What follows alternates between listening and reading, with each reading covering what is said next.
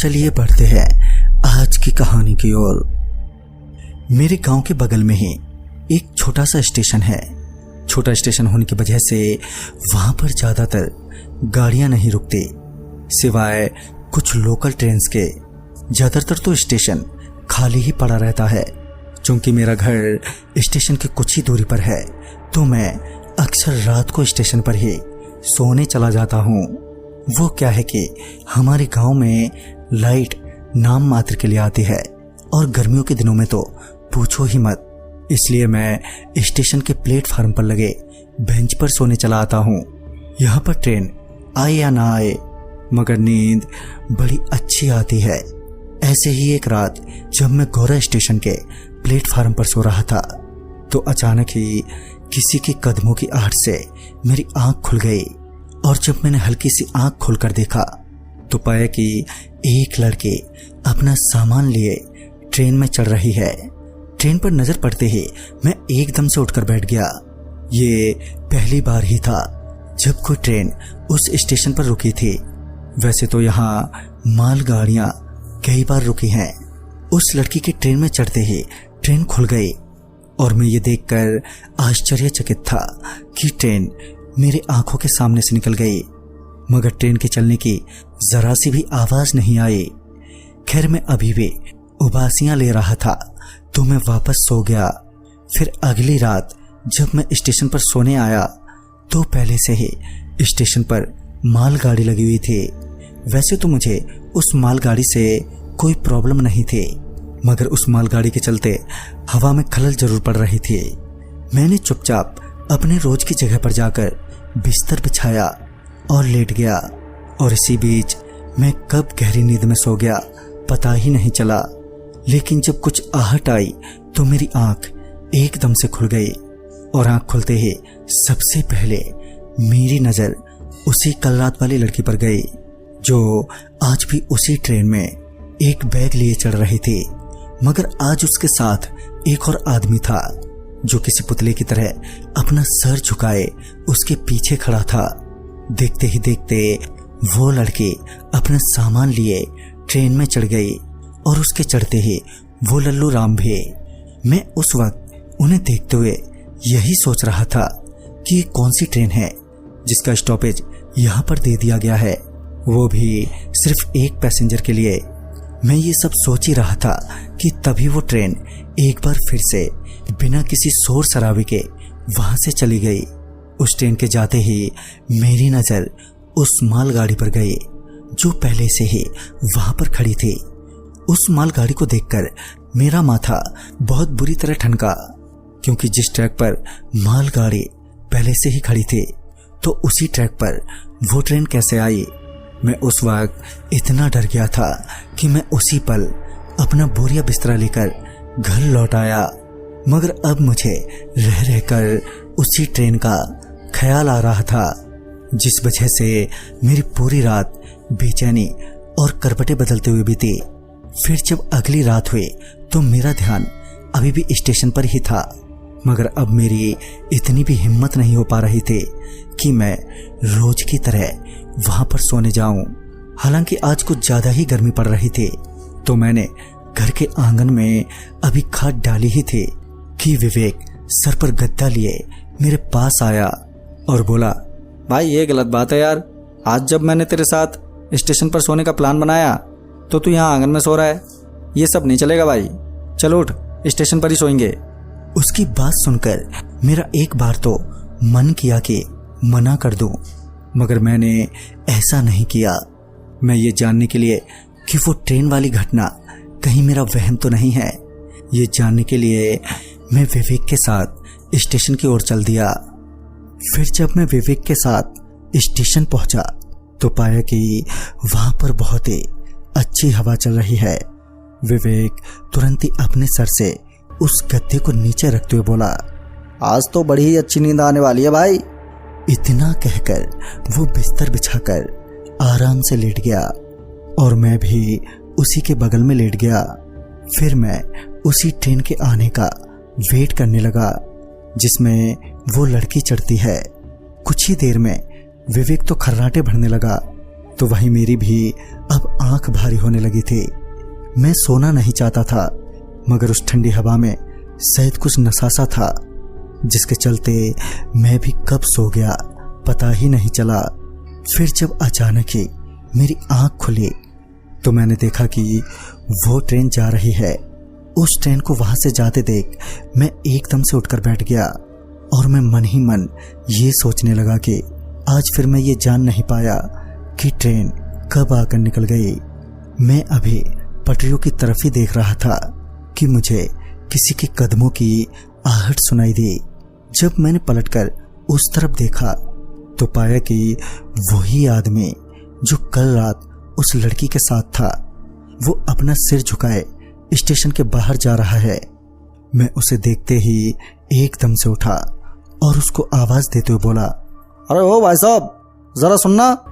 मैं उस आदमी से ये जानना चाहता था कि ये ट्रेन कौन सी है और वो लड़की कौन है जो रोज रात को इसी समय ट्रेन में चढ़ती है। मगर मेरे कई बार आवाज देने के बावजूद भी वो आदमी ना तो रुका और ना ही मेरी तरफ पलटा।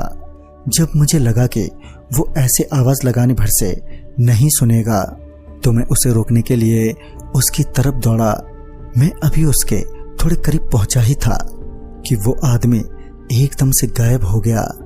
मैं उसे अपने आंखों के सामने छूमंतर होता देखकर मेरे तो रोंगटे खड़े हो गए। मैं उसी वक्त पीछे मुड़ा और अपने दोस्त विवेक के पास पहुंचा। जब मैं वहां पर पहुंचा तो मैंने देखा कि विवेक वहां अपने बिस्तर पर नहीं है। पहले तो मुझे लगा कि विवेक यहीं कहीं पेशाब करने गया होगा, मगर जब मैंने उसे आवाज दी और मेरे कई बार आवाज देने के बाद भी विवेक की कोई आवाज नहीं आई तो मुझे लगा कुछ तो गड़बड़ है। मैं उसी वक्त स्टेशन से घर की तरफ भागा। मैं अभी घर की तरफ भाग ही रहा था कि पीछे से आवाज आई। वो आवाज सुनते ही मैं जैसे ही रोका तो पाया कि मेरे पीछे मेरे दोस्त के साथ वही ट्रेन वाली लड़की और वो आदमी जो कि अभी अभी हवा में छूमंतर हो गया था, प्लेटफार्म पर खड़े मेरे को बुला रहे हैं। उन सबको उस तरह एक साथ खड़ा देखकर थोड़ा अजीब सा लग रहा था, तो वहीं एक अजीब सी बेचैनी होने लगी थी। तभी वो आदमी फिर से एक बार हवा में छूमंतर हो गया। इससे पहले मैं वहां से भागता कि पीछे से किसी ने मेरे कंधे पर हाथ रखा। उसके हाथ रखते ही मैं एकदम से चौंक गया और फिर जब मैं पीछे पलटा तो देखा कि वही आदमी अब मेरे कंधे पर हाथ रखे खड़ा है। उस वक्त मैं इतना ज्यादा डर गया था कि अब मेरी आवाज भी गले से बाहर नहीं आ रही थी। फिर जब वो आदमी मुझे घसीटते हुए उस लड़की के पास ले आया तो पता नहीं कहां से वो ट्रेन प्रकट हो गई। उस ट्रेन के प्रकट होते ही उस आदमी ने मुझे उस ट्रेन में पटका, जिससे मेरा सर किसी चीज से जोर से टकराया और मेरे आंखों के सामने एकदम से अंधेरा छा गया। अंधेरा छाने के बाद भी मैं होश में ही था। मैं उसी ट्रेन के फर्श पर औंधे मुंह पड़ा हुआ था कि तभी कुछ देर बाद वो ट्रेन रुकी और ट्रेन के रुकते ही किसी ने मेरी टांग पकड़ी और घसीटने लगा। वो मेरी टांग पकड़कर इस तरह घसीटे जा रहा था कि मानो कोई बच्चा किसी गुड्डे की टांग पकड़कर खींच रहा हो। जहां मैं दर्द से चीखे जा रहा था तो वहीं मुझे उसे मेरी चीख सुनकर और मजा आ रहा था। इसी बीच मैं कब बेहोश हो गया मुझे पता ही नहीं चला। लेकिन जब मुझे होश आया तो मैंने देखा कि मैं ट्रेन के किसी डिब्बे में अपर सीट पर लेटा हुआ हूँ और मेरे हाथ जंजीर से बंधे हुए थे। होश में आते ही मुझे पूरे शरीर में जोर का दर्द महसूस होने लगा और मेरा पूरा शरीर छिल चुका था और जगह जगह से मांस तक फट चुके थे। मेरी ऐसी दुर्गति देखकर मुझे अपनी आंखों पर विश्वास नहीं हो पा रहा था। तभी मुझे विवेक की रोने की आवाज सुनाई दी। मैंने विवेक को आवाज देते हुए कहा, तू ठीक तो है ना विवेक? इस पर वो रोते हुए ही बोला, नहीं भाई, पूरा शरीर कट फट गया है। ये लोग हमें तड़पा तड़पा कर मारेंगे। मेरे से ये अब और बर्दाश्त नहीं हो पा रहा है। तू कुछ कर भाई। उसने इतना कहा ही था कि तभी वो जोर से चीखा और उस जोरों की चीख के बाद वो बिल्कुल खामोश हो गया। मैं उसे लगातार आवाज देते हुए पूछता रहा, क्या हुआ विवेक, क्या हुआ? मगर कोई जवाब नहीं मिला। अब मेरा दिल जोरों से धड़कने लगा था। मैं किसी तरह उस ट्रेन से उतरना चाहता था, मगर मेरे हाथ जंजीर से बंधे थे और उस वक्त मैं इतना ज्यादा डरा हुआ था कि कब मैं चीख चीख के रोने लगा मुझे पता ही नहीं चला। तभी वो लड़की एकदम से मेरे सामने आकर खड़ी हो गई और मेरे को देखकर मुस्कुराने लगी। जब मैंने उसे मुस्कुराते हुए देखा तो मैं समझ गया कि अब मेरी ही बारी है मरने की। तभी उसने अपने उस बैग से एक धारदार हथियार निकाला और मेरा हाथ काट दिया। हाथ के कटते ही मैं छटपटाते हुए ऊपर के बर्थ से नीचे आ गिरा। मगर उस वक्त मैंने अपने कटे हुए हाथ के बारे में सोचने की जगह वहां से भागने लगा। मैं अभी भाग ही रहा था कि मुझे विवेक दिखा, जिसका पूरा शरीर देखकर ऐसा लग रहा था कि किसी ने उसे दांतों से काटा हो। तभी वो लड़की चीखती हुई मेरी तरफ आई और मैं उसी वक्त ट्रेन से नीचे कूद गया। ट्रेन से कूदते ही मेरा पीछा उन लोगों से छूट गया। फिर जब मैं उठकर खड़ा हुआ तो मैंने देखा कि मैं अपने ही गांव के रेलवे स्टेशन पर हूँ।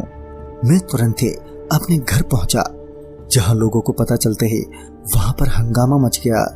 कुछ दिनों तक तो अस्पताल में बिताने के बाद जब मैं घर लौटा तो मुझे कुक्कू मामा से ये पता चला कि बहुत साल पहले उस ट्रेन में कुछ विदेशी लोग यात्रा कर रहे थे, जिनमें से एक लड़की थी जो पागल थी। वो लड़की किसी को भी दांत से काट लेती तो किसी को भी थप्पड़ मार देती, जिस वजह से ट्रेन में सफर कर रहे लोगों ने उस पागल लड़की के साथ उसके परिवार वालों को खूब मारा। कहते हैं कि उसके परिवार वाले मारे गए, मगर वो लड़के और उसका एक नौकर अपने स्टेशन पर कूदकर भाग निकले। फिर उसके बाद वो दोनों कहीं नहीं दिखे, मगर उसके बाद से कई बार उस ट्रेन को बहुत से लोगों ने देखा, मगर किसी ने उस ट्रेन के पीछे जाने की हिम्मत नहीं की। और तो और उस पागल लड़की ने उस ट्रेन के सभी यात्रियों को एक एक करके जान से मार दिया। तब से उस ट्रेन में वो पागल लड़की और नौकर ही ट्रैवल करते हैं। तो दोस्तों, इस कहानी में बस इतना ही। तब तक के लिए बाय एंड टेक केयर।